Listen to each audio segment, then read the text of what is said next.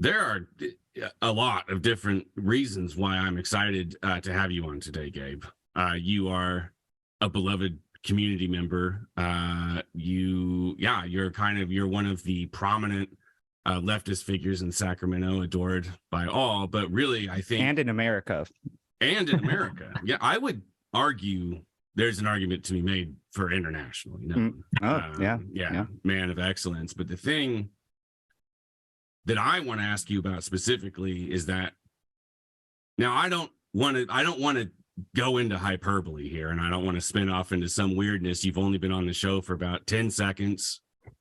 And I'm not trying to get super weird, but I have heard not only that you are in a rock and roll band, but that it has been described non-hyperbolically, as I read it, I believe today, the greatest act of a generation and possibly the last several hundred years. And so to me, transcendent. I read 9 billion orgasms orally. Yeah, exactly. So orally. Aurally, AURALLY. Both. It's actually that's both. a tricky Actually, podcast word. Yeah. Did you say spunt? But so, I mean, that's kind of wild that a guy in an act as prestigious as the one that you're in would even come on the show. But I wanted to ask you, just because we are lucky enough to have you here, like, is there, like, Sacramento obviously is blessed to be in the presence of you and this wonderful music that you produce. But if I, as a Sacramentan, I need to hear this and I can't, the recordings aren't enough for me and I need to hear it. I need to be there. I need to feel that energy. Is there a way that I can hear this fantastic music that I have only heard about in tales? I will say like bedtime stories that, I think that like Generation Alpha is going to be like, this is going to be the soundtrack of Generation Alpha, like the music. And it's pretty cool because I get the opportunity to play with another really prestigious musician who happens to be sitting here too, because Skylar is also in the band. Surprise, everyone. I heard he sucks, but he's like kind of marketed like as like minimalist, like a Meg White. Right. Oh no, definitely. Yeah, no. 100. I'm 100% riding Gabe's coattails all the way. I'm not afraid to admit it. He has the least amount of gear in the band. It's like he just brings like a bucket and an acoustic guitar. And a poncho, because we do a lot of like Sublime covers. No, I'm just kidding. Oh yeah, Shannon's from Long Beach. Yeah, I fucking hate Sublime. Yeah. Same. I'm from San Diego, so I also hate Sublime. But you can come and see both Skylar and I doing our booty shaking thing on Sunday. This a lot of booty Sunday. shaking. This Sunday, this weekend? This weekend on the 30th at Starlit Room, which is above Harlow's. So it's like almost as spectacular as playing at Harlow's, but like we can't pull 1,000 people on a Tuesday night, so they don't give us Harlow's, they give us Starlit Room, which is also fantastic. I love Starlit Room. Yeah, and we're gonna really, again, set the sounds that Generation Alpha 30 years from now will be looking back at and just be like, oh man, like I remember when I was skateboarding with my like flip phone, because those came back.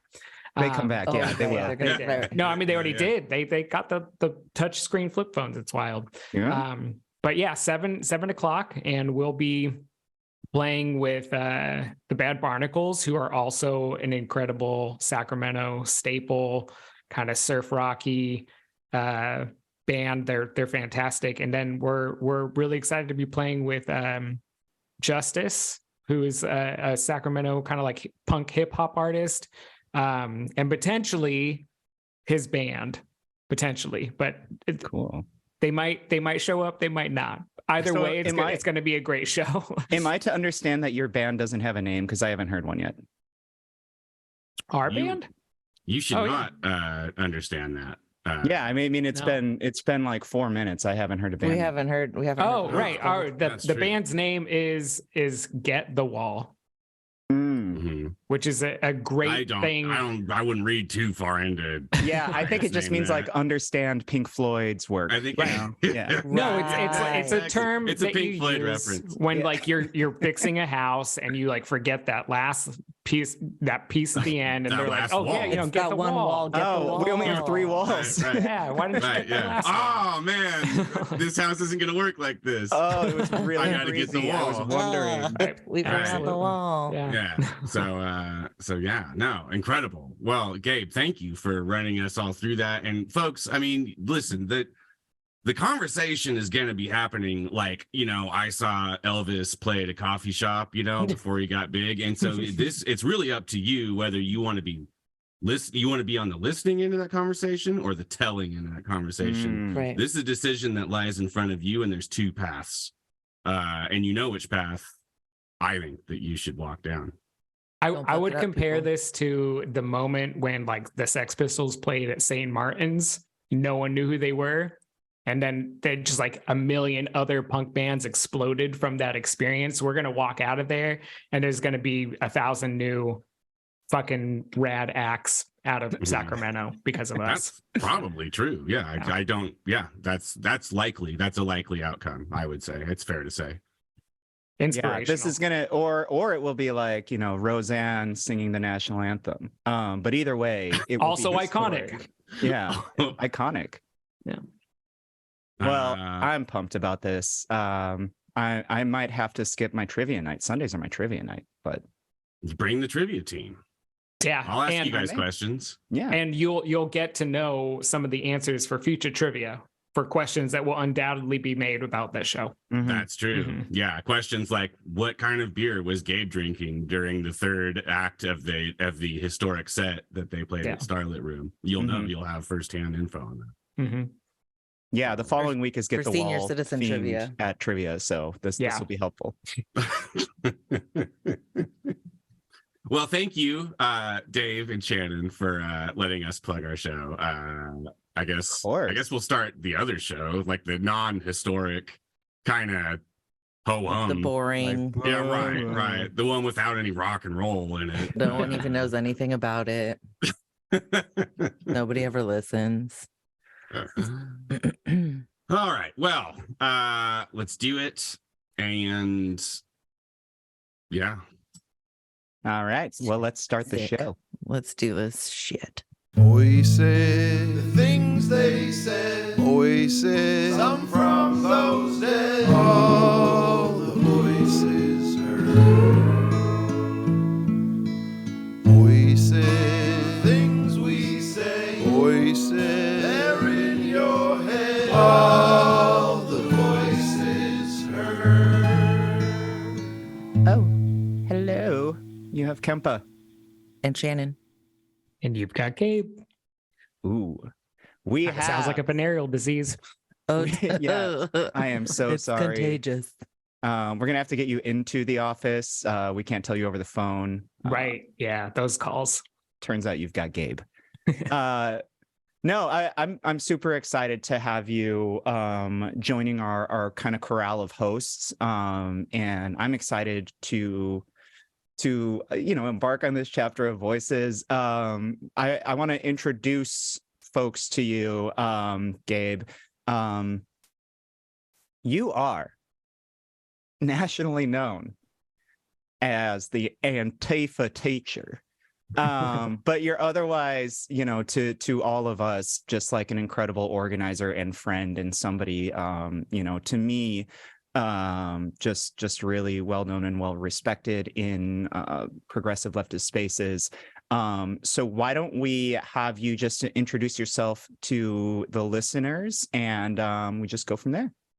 Yeah, thank you. I'm super stoked to be on. And I think probably most people had heard my name when I got doxed to the moon, which was a pretty exciting time in my life in 2021. For folks who don't know, getting doxed is when somebody posts all of your personal information publicly. Yeah, and to the moon is when like they get real deep into it.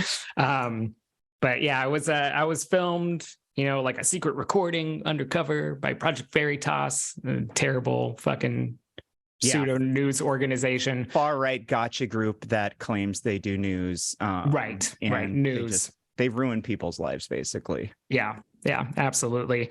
And at the time, I was a high school teacher in Sacramento, and they came after me for being, a decent human being, and trying to teach kids to care about like someone who's poor or like, marginalized and oppressed groups. Mm-hmm. This man doesn't like fascists. That's a red flag for us. We got it's actually red and black. But yeah, no, I think that was, a harrowing experience to say the least. And, but I think that it showed a pretty stark distinction between the realities of being a leftist and being a fucking sociopath, because when you are someone who spends a lot of their time and energy trying to organize and build community, lo and behold, that community steps up and comes to your defense, and it really just I think overall strengthened a lot of the bonds of people that I had met and built relationships with in the city. And I saw a lot of past students and parents and community members kind of step up and speak out on my behalf while I was kind of put under a gag order at the time to not really say anything. So people were able to just kind of say whatever they want, slander my name, make up all sorts of crazy shit about me. And I couldn't really defend myself. And it was amazing to be able to see the community stand up and do it for me. And I think that overall is what I took from that experience. I try to make it a positive one rather than like focusing on all of the, 3 or 4 months of terror that was like inflicted on me and my family. And not just like death threats and not just them flyering your neighborhood unceasingly, with stuff like literal attempts at like, people outside your home with guns and like trying to drive you off the road. Like this was real. This was very real.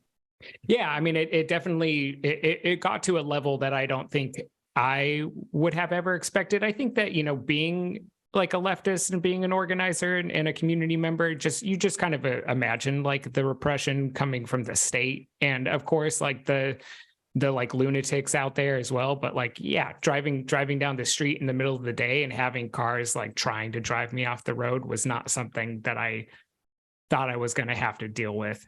Or people coming to my house in the middle of the night and like spray painting Proud Boy logos in the front of my house. But,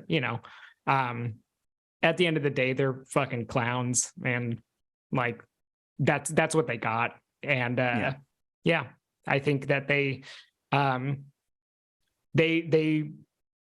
what's so funny about it is that I'm like, I feel like before this, I was like a pretty unassuming person, it's like, of course I had been doing organizing in Sacramento for a lot of years, but like, why come after some like guy in his late 30s who's teaching like government in Natomas? Right. It's like, who am I to you? Like, calm down. Yeah.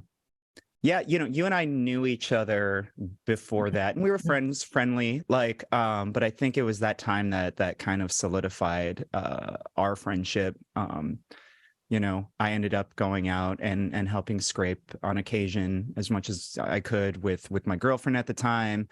All the poster, the little pieces of paper they put up around, and then the Proud Boys actually went for me, and I'm out there with my girlfriend at the time from midnight till 3 a.m. scraping things, and lo and behold, who comes out to help me, but you and your partner. And so I don't know, stuff like that. It's kind of like that's a type of bond that like that, for sure. It doesn't happen. Like you just like it was surreal. The whole fucking thing was surreal. Yeah. And I think that it really has kind of created a precedent for the people who have now been dealing with it. It's like trying to help anyone who has to deal with this kind of shit is like a personal goal of mine. It's like if I see it happening to other people, then I try my best to like reach out to them and kind of offer any type of support that I'm able to, because it is a very unique experience. I know a lot of organizers have dealt with having their like personal information put online, but like, yeah, there was a bit of relentlessness that was involved with this. And yeah, so like you said, you were taking down flyers and then you got targeted. I mean, we had people who just were writing tweets in my defense that ended up having flyers posted around Sacramento of them. And it was just so ridiculous. And now I have even deeper connections with those folks too. Like it's as I'm sure you do as well. But yeah, I mean, we got to keep fighting the clowns. And they're around still, they attacked that preacher, down up in the foothills. Veritas went after him. They're making just the right to be trans and exist a part of their culture war, and it's scary, and we have to go out and defend those folks, or do it in whatever way we can. Also, there's the drag queen story hour that folks continue to go out and show up for the families and the business owner and the readers of these stories. And we haven't really discussed it on the show, but the most recent drag queen story hour resulted in some hilarious images of Proud Boys getting beat the fuck up. One Proud Boy had his little butt exposed as he was laying in a driveway. All sorts of great propaganda that the left can use on them. But welcome. I mean, sorry, like Shannon, we like kind of went off on this. It's fine. Okay. Well, good. No, welcome, Gabe. I'm excited to have you. Yes, Thank you. welcome. Yeah, I'm excited to be here. Cool.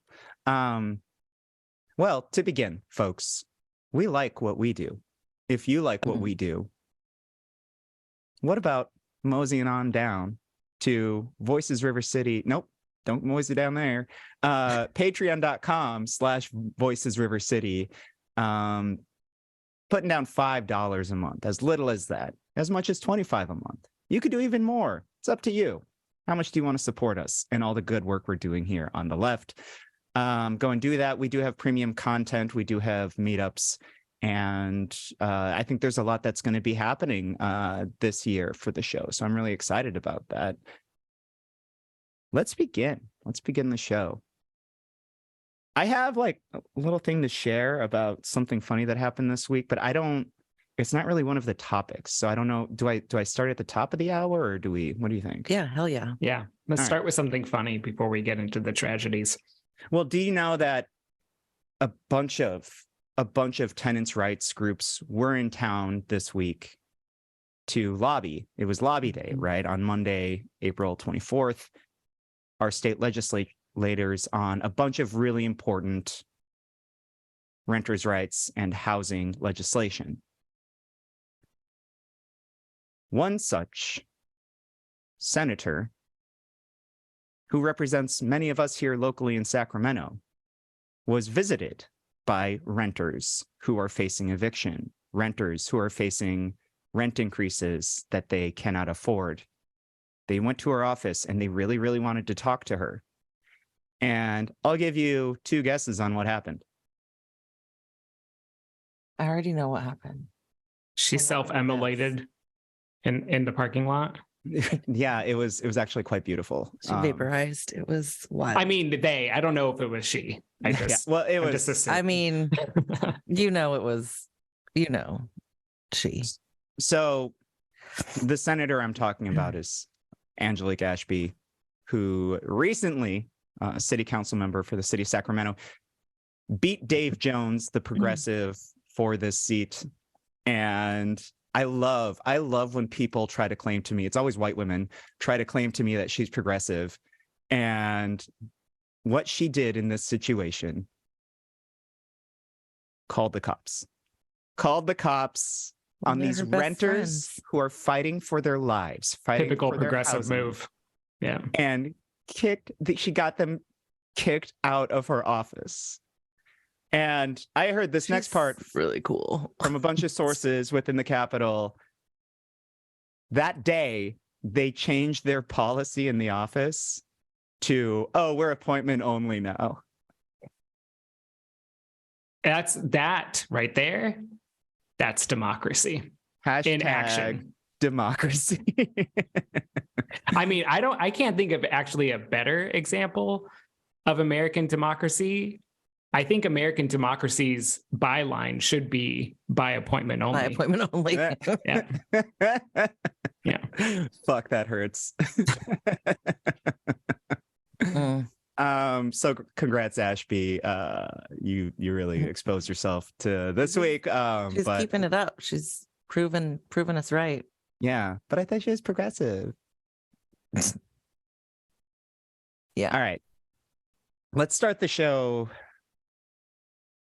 with the people who have perhaps the most social capital in our community. The people we respect the most. When you're in danger, they run toward it to save you. Firefighters.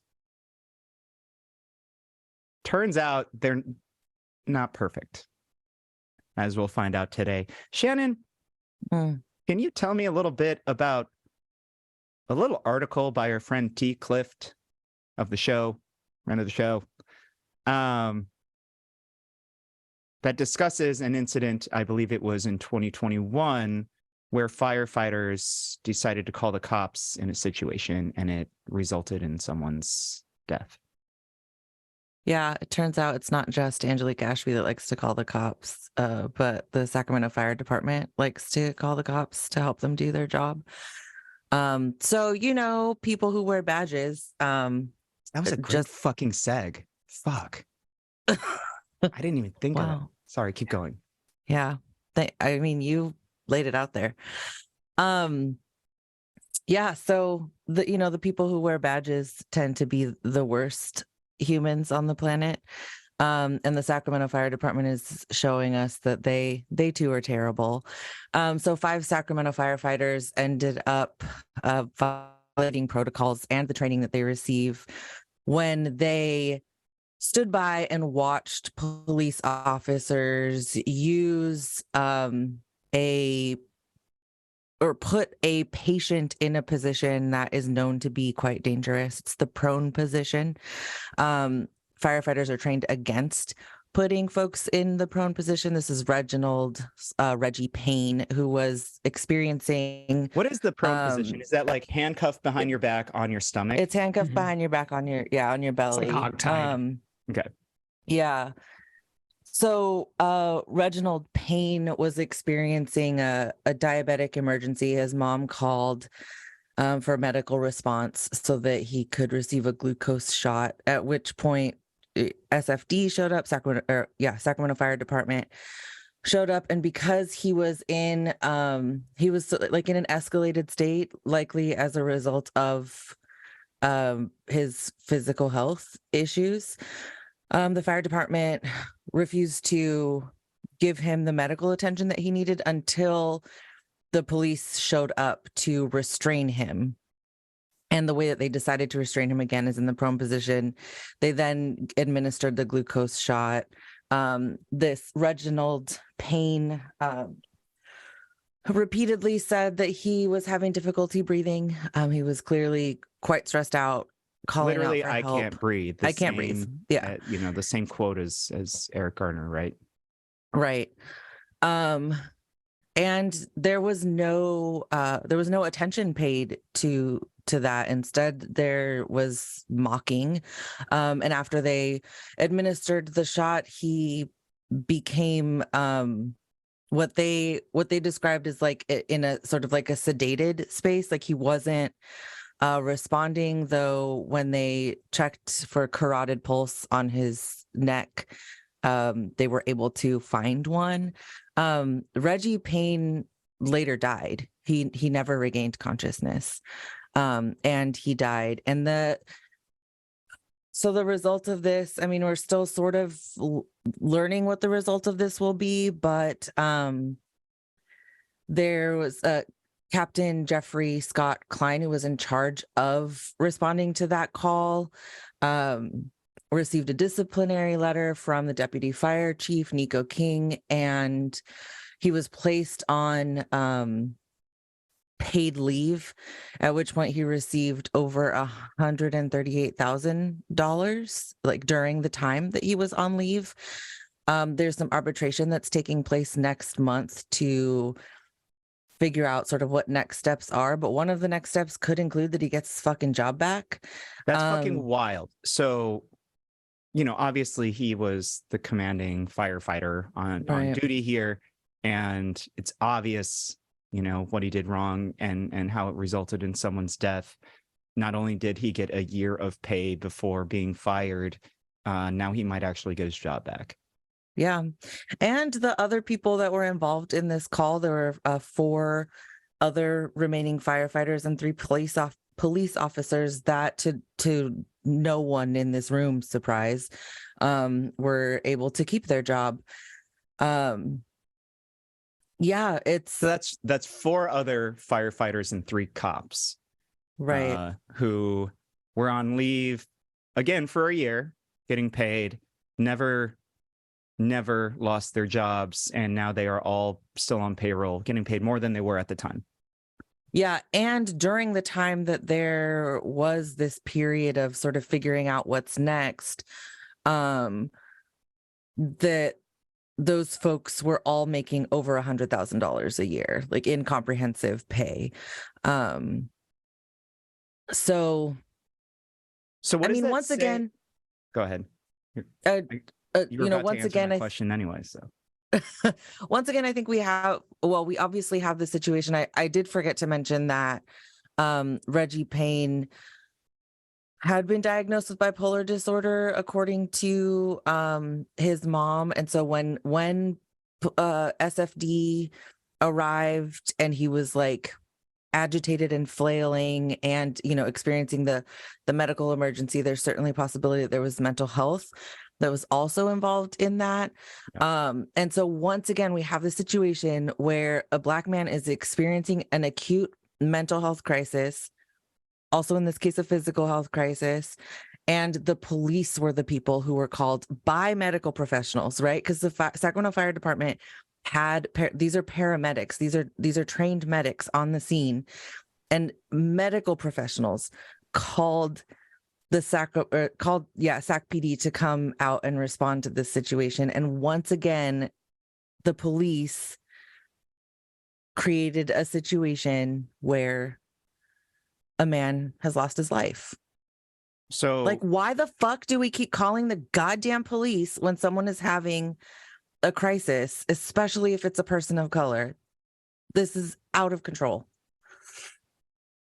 Not that there's an answer to that question, but yeah, well, I think the first question to your question is, are there currently alternatives? Were there alternatives at the time, knowing that, and the city proposed budget for next year is going to come out in the next week, and we can discuss this further, but are there other options to come out when our cops get about half of the city budget and our firefighters probably get about a third of it, or give or take?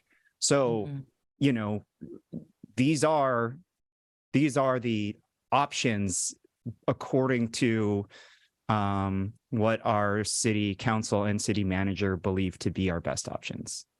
Yeah, I think that this like situation is an overall a pretty significant condemnation of like a lot of different things at once. First being obviously the insufficient health service aspect, right? I mean, you have a person who has diabetes, potentially had bipolar disorder, and so many people in society, when confronted with a medical emergency, don't know what to do, don't have anywhere to go, don't have insurance or underinsured, and they call 911. Okay. And then you have the fire department coming out. And obviously, as Californians, we have a pretty unique relationship with firefighters because our state is a tinderbox and it lights on fire every year. So we hold them in high regard, and I don't think that is ill place high regard. Like these people risk their lives every year, all the time, and it's an incredibly difficult job.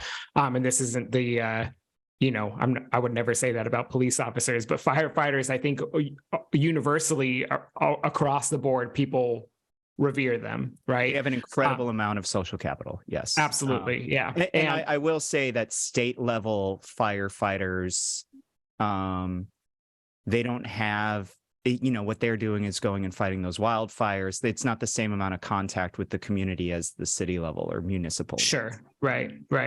And then you have a situation in which, like Shannon was saying, they're medically trained, right? That there are people who work in hospitals, nurses, physicians assistants that are able to restrain patients that are, that could be acting belligerently, that could be a lot stronger than them, a lot bigger than them, and they don't call the police, right? And I don't believe that the firefighters that were on the scene were incapable of restraining Reggie on their own, right? They made a conscious, 5 of them, right? They made a conscious decision to call in the police when that absolutely, and I wasn't there, but from an outsider's perspective, did not seem necessary, and they made the conscious decision to do it, knowing the history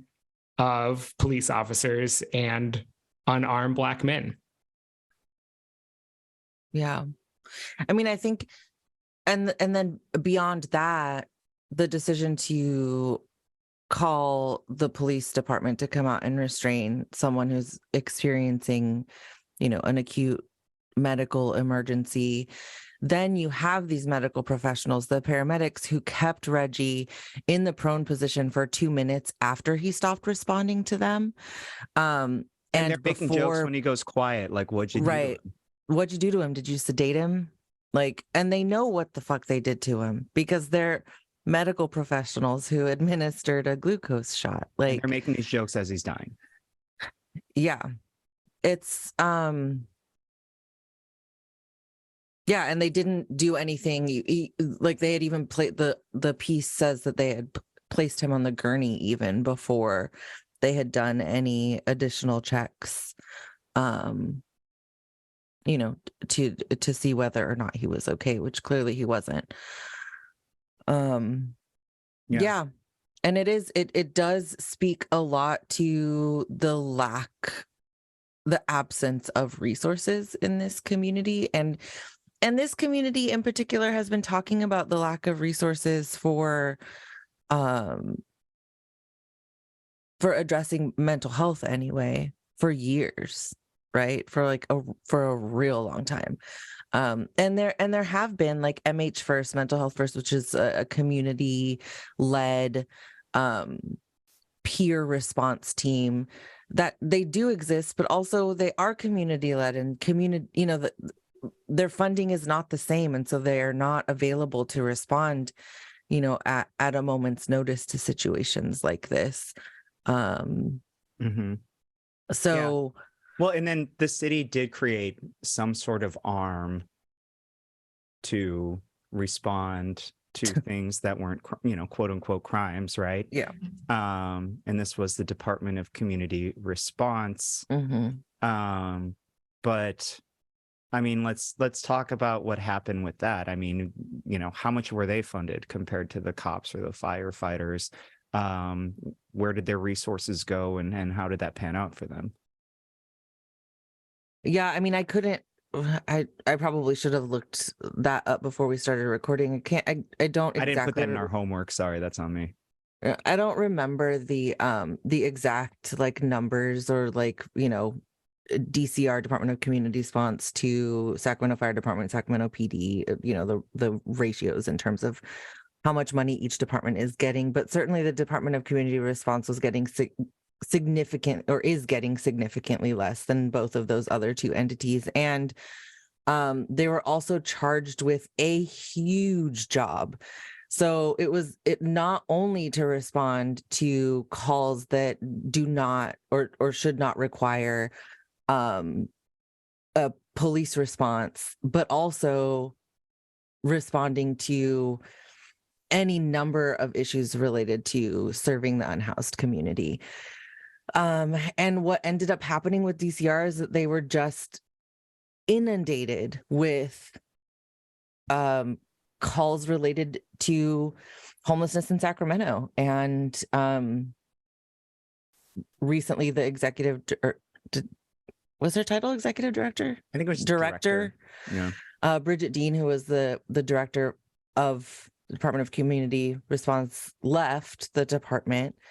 And they're still, I mean, my interactions with them, they're still spending a shit ton of time on homelessness in Sacramento. And they're also, their hours of operation are not 24 hours. It's like, you know, conventional business hours, right? Yeah. Like, So hopefully you have your a mental crisis health between 8 and crisis. 5. Exactly. During the business day. And after CBA, you know, or CBA, like close of business, like you're fucked.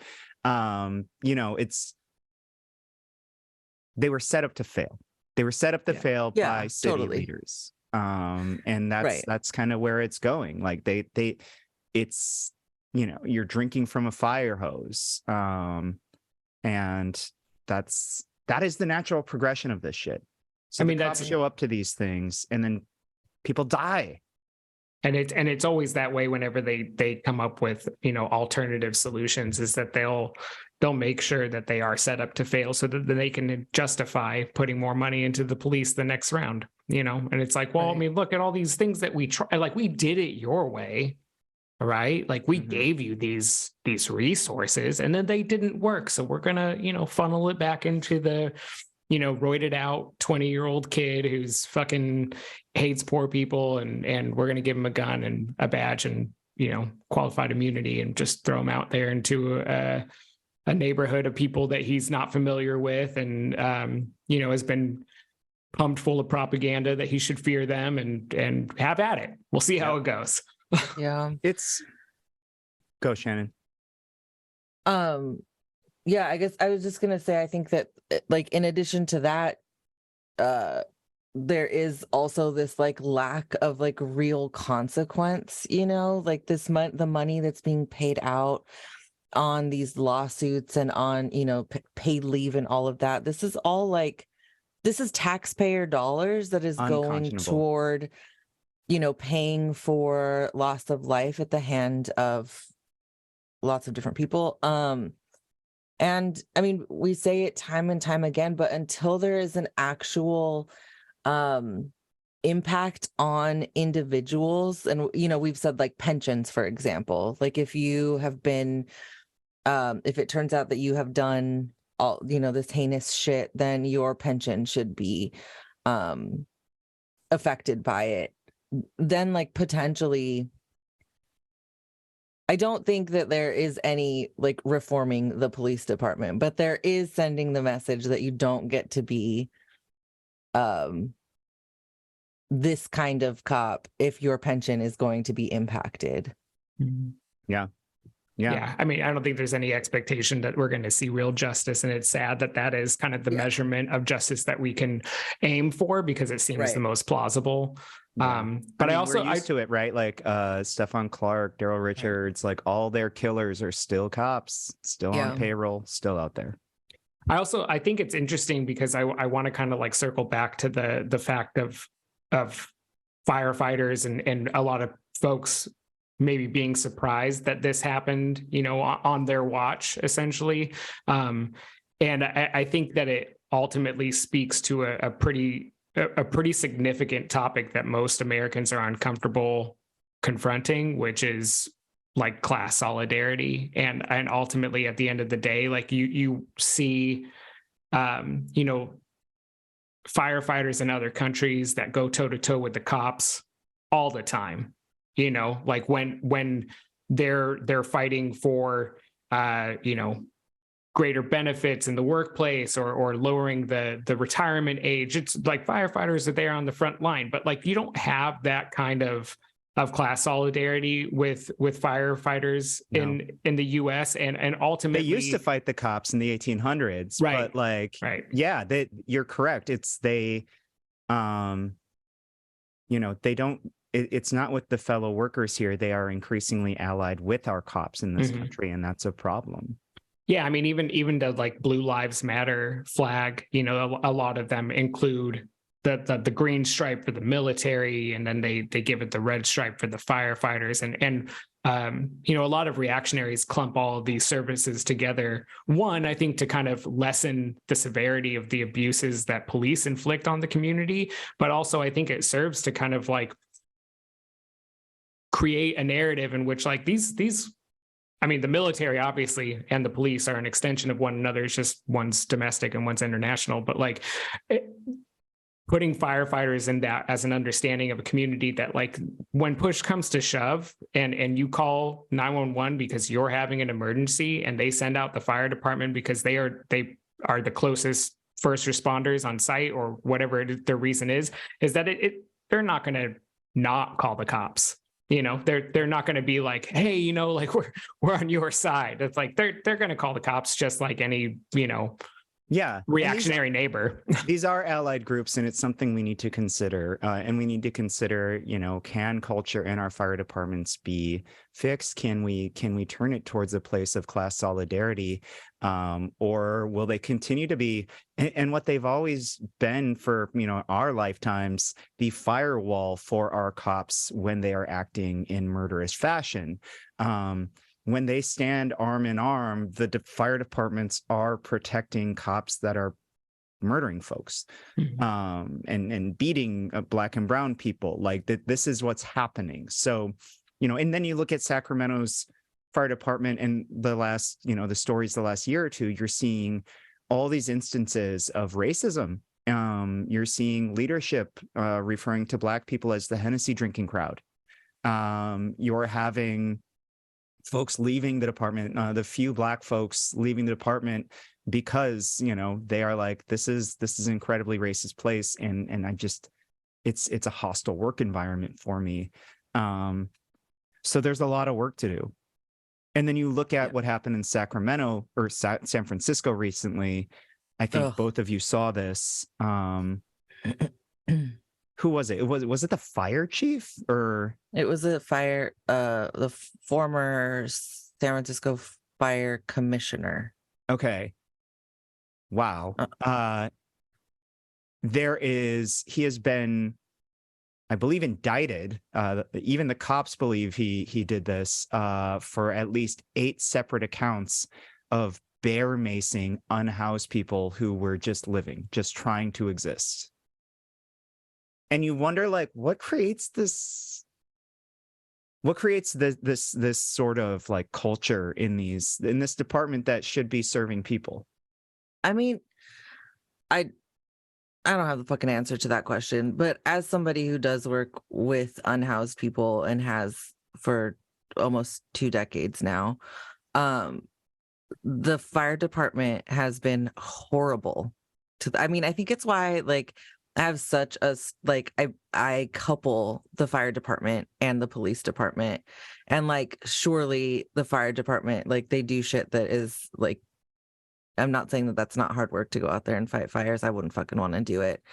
But I watch the way they treat unhoused people, and it is not surprising at all that someone connected to the fire department would fucking use bear spray on an unhoused person. I mean, the shit that I have heard them say directly to people who are living outside is like, it's disgusting. And like, while I'm standing right there, like, what would they say? Like If you're comfortable saying. refusing service, you know, refusing, like, the first question would be like, well, how much have you used today? Like, oh, well, you've got time to use, but you don't have time, you know, like shit like that. That's just like being like verbally abusive to people. I mean, I've watched them walk away from someone because someone chose to light a cigarette in the middle of this like medical call. And they were like, well, we're not going to serve you anymore because you lit a cigarette. Like, it's incredibly problematic.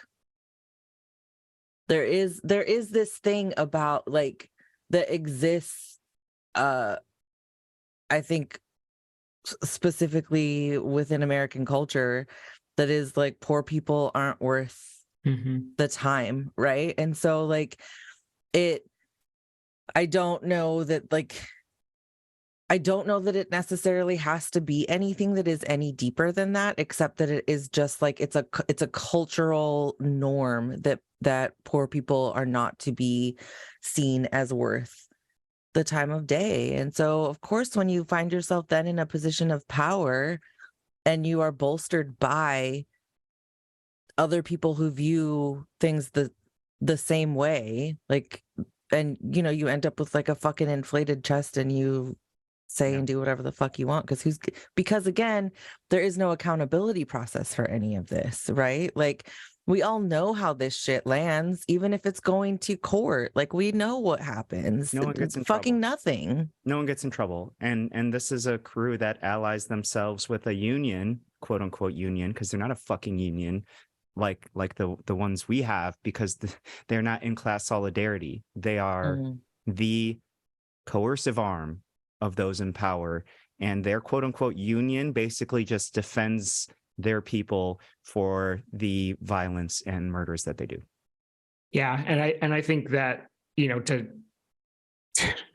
kind of re-emphasize Shannon's point about like just the way American culture is when it comes to impoverished people or like unhoused people. We had that, what was it, like a month ago? I don't know. Time's made up. With that guy who like sprayed an unhoused person in front of his store with like a hose. Yeah. The water. San San Francisco. Yeah. And right. And I think that, I mean, we in Sacramento, we understand that like San Francisco has a very particular reputation for being this kind of like bastion of like radical thought and radical progressive ideas and all this shit. But it's like, I lived there for 10 years and I've never seen a group of people that hate the unhoused more than people in San Francisco.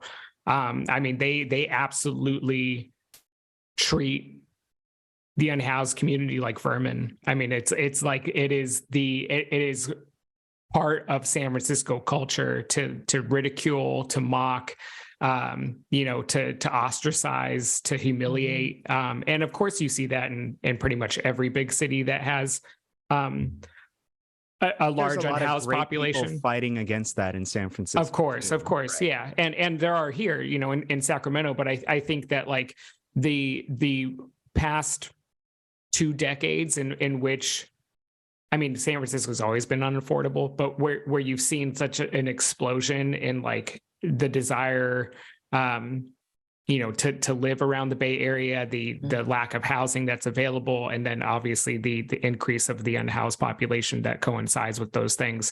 You have a lot of transplants, people who did not grow up in San Francisco, people who moved to San Francisco and expect something of it. And when they get there and they see that it's not what they expected, and that there is, you know, a darker underbelly to that city of people who lack resources, people who are abused and marginalized, they don't adopt the sentiment that like their job should be to help these people. They're pissed off that their experience of San Francisco is being tarnished. Like, how dare you? Right. And I think that absolutely gets reflected in public officials, you know, people who are. It's the nexus of tech, which makes it the nexus of the future of, you know, capital, and which makes it kind of the nexus of late stage capitalism. So you get this really vile strain. But you have it here too. Yeah. And right. I was saying earlier today on the bird that I don't think this stuff happens without the vitriol, without the language. The language comes first. It's almost akin to stochastic terror in the sense that, you know, you dehumanize, you speak horribly of unhoused people, and eventually somebody in some neighborhood will start acting out against them, committing violence against them. And so I'm talking to you, Sac Walk Safe or whatever. I'm talking to you, Steve Maviglio, Save District 4. Like people like that are the kind of people that I really think create this kind of culture.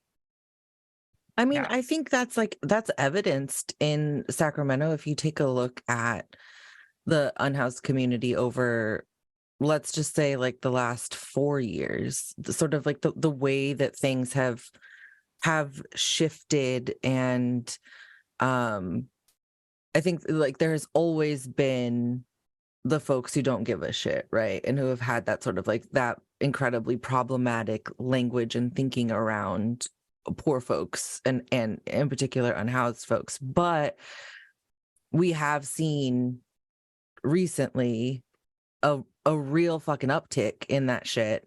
And I think also like because of COVID, we ended up sort of depending on social media as a way to stay connected in many ways. And when you can just tweet out some hateful shit, and then, you know, your like-minded people are going to retweet it and then also like up the ante and talk even more shit. Well, then like, of course we end up in the situation that we found ourselves in now. Like, it's actually surprising to me that Sacramento has not had, that unhoused folks in Sacramento have not experienced things similar to like what we're seeing. I would argue they have. Yeah. We just don't. Oh, have sure. Yeah. documentation. You know, I mean, you look at you know, the Sac Region Coalition to End Homelessness's annual report, and the amount of unhoused folks who have died by blunt force or by some kind of violence like that happens at alarming levels every year, percentages. And I think it does exist out here, just like the bastards haven't been caught yet. Yeah. I think that your point, Kempa, about these types of actions needing that kind of vitriolic propaganda campaign to you know, propel these things into action is so important for people to understand that there is the physicality of these things doesn't exist in a vacuum, right? I mean, we can go back to the piece that we were talking about at the beginning with this ramp up on you know, an anti-trans agenda and anti-drag queen agenda, right? Like all of that is coupled with people who spend their time on nightly news stirring up nonstop fear-mongering hate campaigns. Yeah, no, I actually, we got a natural on this show. Yeah, like Kempa did it. He set it up. I was just like, which perfectly, you know, can segue into the how can we put it? The firing, no, I want to give it something better than that. Okay, it's got to be like it's got to be like a graceful exit of Tucker Carlson. I love it. We don't have much time for this, but like we probably have to spend a little time on this. Yeah, but you know, as we know, Tucker Carlson. Patreon.com/Voices River City, folks. Tucker Carlson, who he became an incredible dog whistle for the far right in our country in a way that I don't think has been seen or used in an incredibly long time.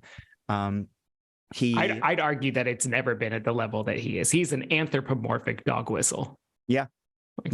I mean, he openly spoke about you know, white replacement, you know, things like that. His replacement, the replacement theory that has long been a part of literal Nazis and white supremacist ideology. The way he spoke about Black Lives Matter, horrifying. This guy, he was scary, and he was the most powerful speaker on the Fox News platform, and he seemed somewhat untouchable, was fired immediately. April 24th, Monday, I guess abruptly, something, maybe that's a better adverb. So yeah, what do we got to say about this? I mean, like, yeah, yes, bye, bitch. I guess he found out like 10 minutes before they made it public, which I think it's just like, you know, and like, I obviously we know that this isn't to give any kind of credit to Fox, because they are a for-profit media organization and they were looking at it in dollar and cents. This person just cost them $787 million. It was almost $1 billion, and they're going to do. I mean, texts in it, like from what is called discovery in the case against the Dominion voting machines. The Dominion people basically sued them for libel.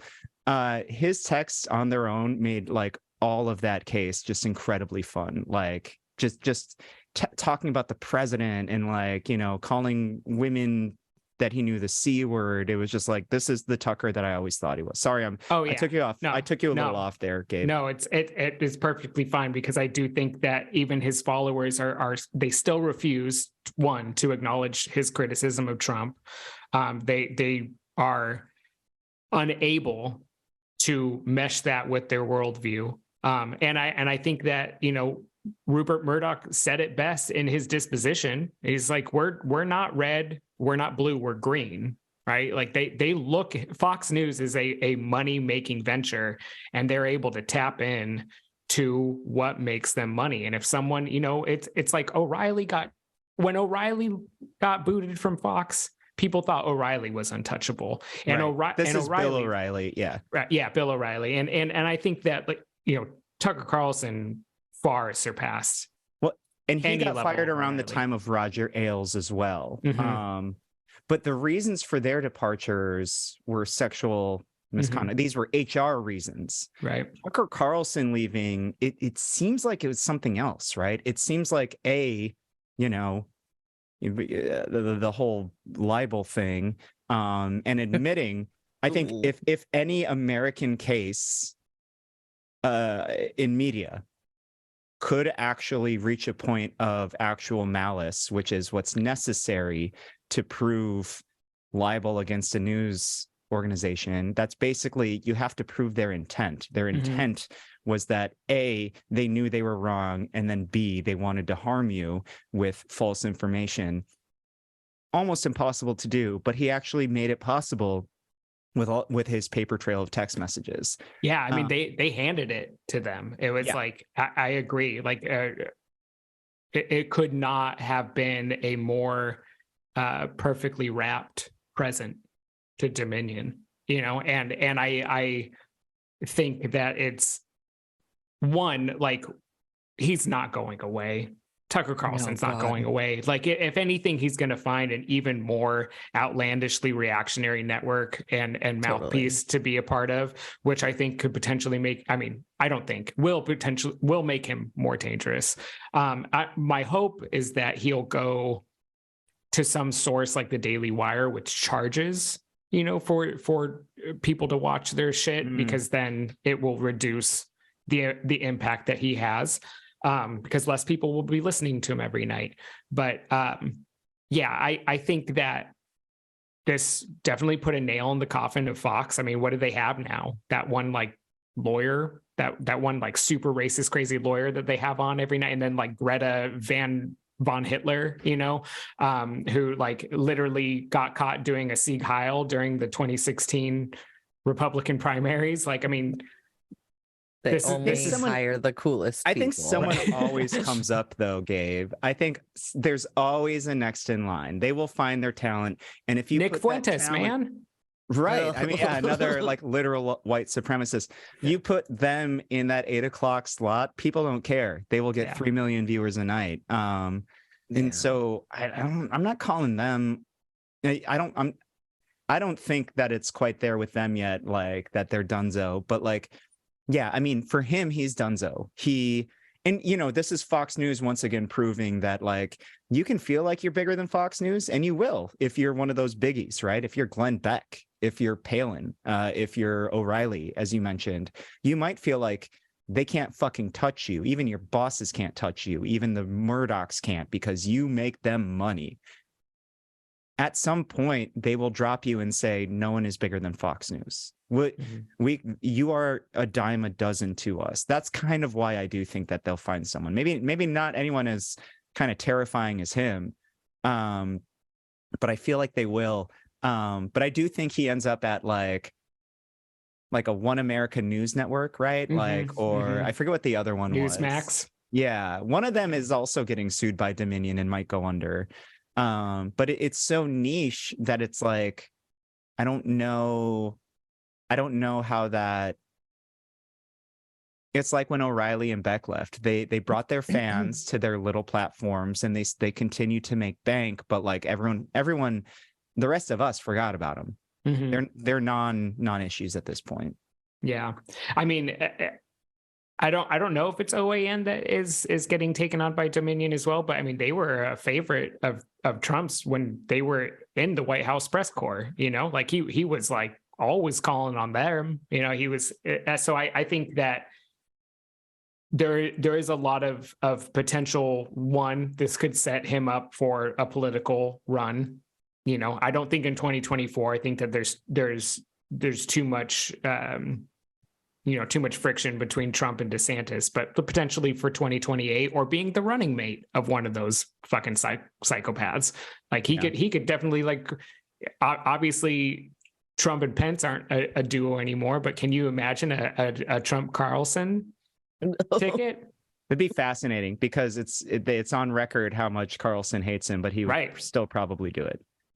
I mean, it was on record, how much, everyone hated Biden until he got the nomination.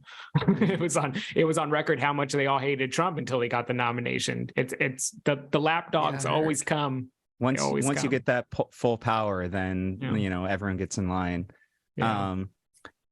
Interesting thing about One America News Network. My buddy, friend of the show, JP Hales, reporter, actually worked there briefly, not knowing what it was, when he moved to San Diego, and he wrote a self-published book on it called Right Wing, WRITE Wing. I would recommend that to folks if you want to get a little insider view on the bonkers, truly bonkers sort of life that he was living at that organization. I believe he was the only Black man working there, and it was quite a ride. I just looked it up. I had to pull it up. Yeah, I just wanted to plug him there, JP. Yeah, I mean, I don't know. It's fun. It's cathartic. I like to see Fox News flounder. I know they did at least one segment on you during that whole thing with Project Veritas. So I love to see them get hit in the gut. But yeah, I don't know. Like, I do think like a political campaign for him, it sounds right. I don't know what else he would do. Yeah, I think that was like when I reached a like crescendo was when I like walked in to a Planet Fitness and saw Tucker Carlson talking about me, and I was like, oh man, like all the opportunities that I would want in my life to be able to go on to be on Tucker Carlson's show. This was not how I envisioned it. It was more of like with a mask and a bat or something like that. But I was Googling him today and like trying to see if he did a segment on you. So he actually did, personally. Yeah. Oh, what a joy to have. I mean, I think it was like your first episode. It was them and Fox and Friends, like Tucker's show and Fox and Friends both did a like, an over umbrella kind of like teachers in America need to be stopped. They're all left wing radicals, and then like did the little James O'Keefe at Project Veritas has exposed this guy and like look how so. Yeah. Fox and Friends, it's different though. That hits different because it's like it's just a bunch of absolute fucking morons. like Carlson, or like him being the worst human on earth, like he actually has a brain that he can like use.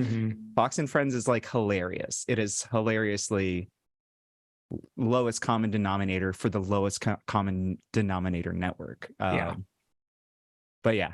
I mean, there is a special brand of morning show people, and they are by far the pond scum at the bottom. It's so funny because it's all pond scum. They're the even lowest you, Good Day layer. Sack. No, we like you, Good Day Sack. Have me on. No, I mean, anything else that we want to add to this whole storyline? I want I want people to kind of like revel for a moment just in the tranquility and the short amount of time where he's not spewing his hateful, horrendous Nazi fucking bullshit for however long it goes. Just like breathe some fresh air, you know, like get outside, it's getting warm again. We can just like close our eyes, bask in the sun, and think to ourselves, tonight people will not be listening to Tucker Carlson on Fox News. He was truly the apex of maleness. I love that. I love that he was the spokesman for masculinity in our country. Oh my God. Like this guy that like he kind of looked like a slug like tucked into the top of a suit. Like it was, and like you put a little wig on it. Slug-like. It was like a confused slug. Like how did he become the spokesman for testosterone in this nation? I will Jordan never... Peterson. I mean, like the people that they choose, I'm always just like, yeah, like these two. And then, you know, you got people like 5'2" Ben Shapiro with his like little squeak voice, and he's just but arguing the same shit. Like being like, what? I'm offended by a wet ass pussy. Who isn't? I forgot about that. That's so good. Oh yeah. Wet ass P word. That's what it was. P word. Yeah, that is right. Bring a bucket and a mop for this wet ass P word. Oh man. Oh God. So, I mean, I think that, you know, it was like when Trump announced that he was running for president, a lot of comedians were like, for the nation I weep, but like as a comedian I'm overjoyed, right? And it's like, so, you know, for the sake of comedy, but I think that I can forego comedy and also get rid of tragedy along the way, because I just like you said, Kempa, there will always be another person. They're always going to put another person on that platform. But, you know, I just would love for that platform to include, you know, just like a very large guillotine at the end of it. If we're going to give him one, like, just saying. Yeah. I am. This makes me very happy for you to be a new host. Bringing the spice. Do we have anything to add? Like, because I think we're coming around to the end of the show here. No, I do not have anything to add. Thank you. No. All right, folks. Sunday, April 30th. April 30th. Yep. Come on down to Harlow's to the Starlight I'll be there. room. I'm so sad. So go upstairs. Yep. I've made that mistake. And it'll be a great show. I'm really excited for it. And yeah, what a joy. New host. We get to plug your things. We get to talk about the downfall of some dick bag that did segments on you. Like, yeah, thank you. Welcome. Downfall of dick bags. Get rid of them. All of them. That's all the dick title of the bags. episode. Downfall of dick bags. Love it. No, for SEO purposes, I can't do that, but yeah, man, welcome. Thank you. And let us call it. Okay. Bye-bye. Have a pleasant Bye-bye. evening.